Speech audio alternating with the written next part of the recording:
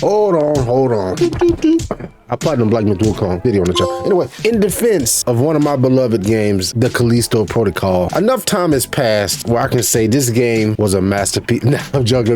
I do got some stuff to say. The Callisto Protocol, in my opinion, is the best looking PlayStation game ever created. The fidelity, the visual, even now on the PlayStation 5 Pro, the lighting, absolutely supreme. Even more so than Death Stranding 2, many other amazing looking games, but I still believe that the Callisto Protocol is number one. Now, if you go to YouTube right now and you type in the Callisto Protocol gameplay breakdown and you scroll all the way to the bottom, the very first video on YouTube of anyone that had gameplay details was yours truly. But to show you how full circle life comes in, that was Game Informer. Wesley LeBlanc, who's been a Game Informer since the very beginning, if I'm not mistaken, he did the full review on the Callisto Protocol. Fast forward, I'm in China about 3 weeks ago for Phantom Blade Zero. Wesley LeBlanc was there, and the next day we end up having coffee together, just talking about games, talking about fatherhood, and all of this happened just because of my love for video games. How crazy full circle is that? But anyway, the Callisto Protocol, this game has so much potential. It had the story, which wasn't that great, but I enjoyed it. The vibes, had the visuals, but the problem was the gameplay. Even myself, I rage quit the game for like 2 months because I got so sick of doing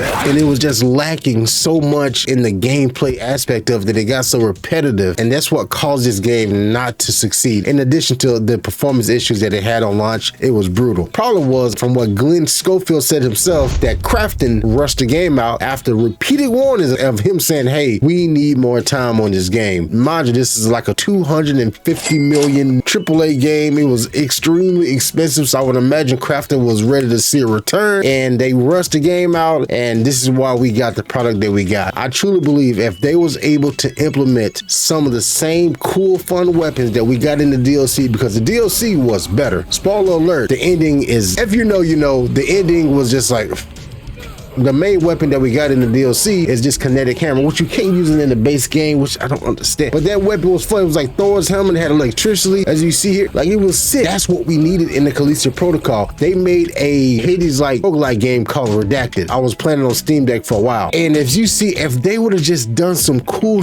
like this, of like having like super dash, having the ability to freeze people, get wacky with it. And that's what this game needed to be, completely separate from Dead Space. The game that it was imitating, the better version of Callisto Protocol, came out the next month, and it was glorious. And to me, this was just a victim of time and circumstance. It was an absolute fucking travesty and pushing out the product. Because if this game had another year for them to really cook, I think it could have been one of the greats. It was all a dream. I used to read Word Up magazine.